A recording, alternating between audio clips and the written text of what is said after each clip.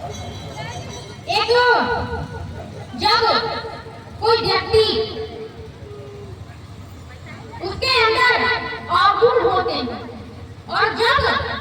उसके अंदर गुणों का आगमन होने लगता है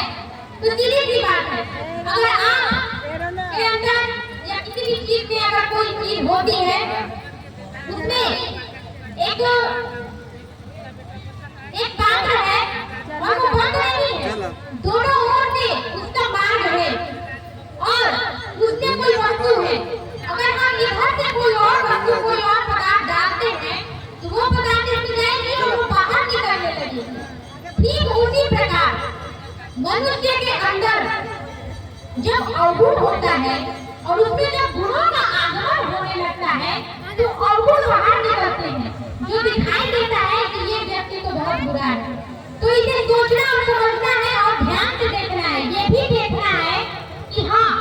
अवगुण बाहर निकल रहे अवगुण है परंतु इसके अंदर परिवर्तन है। अब केवल अवगुण ही नहीं, इसमें गुणों का भी आगमन हो चुका है। तो यही हम आपसे कहना चाहेंगे कि केवल एक ही क्षण में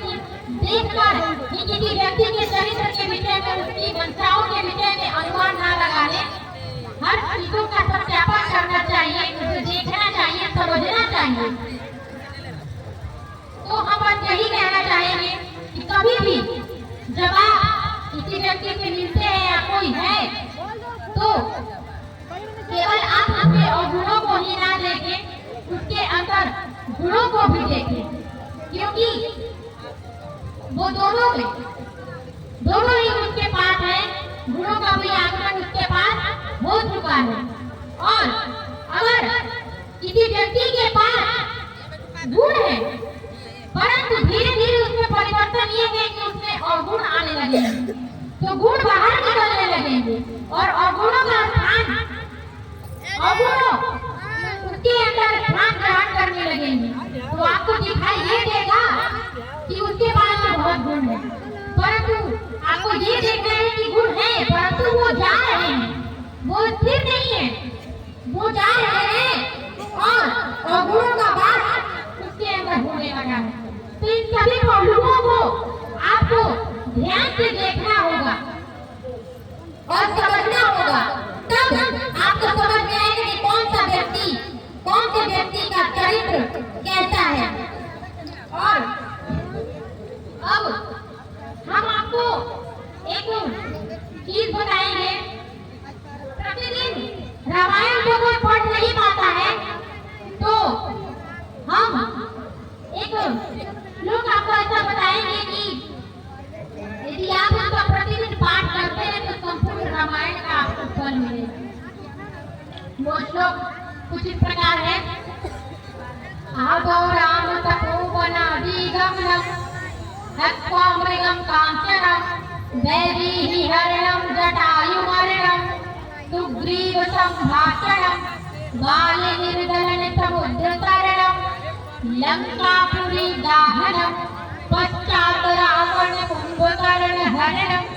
एतद् रामायणम्। एक बार मैं फिर से आपको बोलकर सुना देती हूँ, आदौ राम तपोवनादिगमनं हत्वा मृगं कांचनं वैदेहीहरणं जटायुमरणं सुग्रीवसंभाषणं बालिनिर्दलनं समुद्रतरणं लंकापुरी दाहनं पश्चात् रावण कुंभकर्णहरणं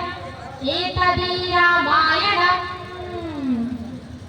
बोलिए मर्यादा पुरुषोत्तम श्री रामचंद्र की, सीता मैया की, वीर बजरंगबली की, सिया राम की। अब हम आपको कुछ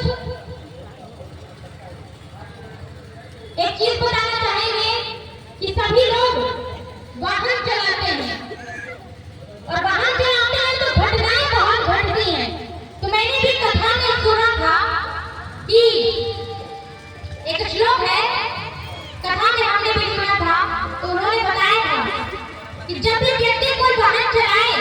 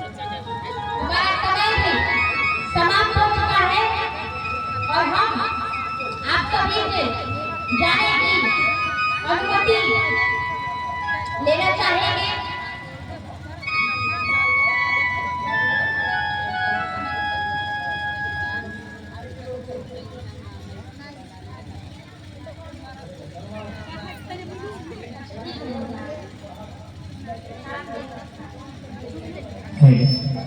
થયેલું છે થયેલું બોલ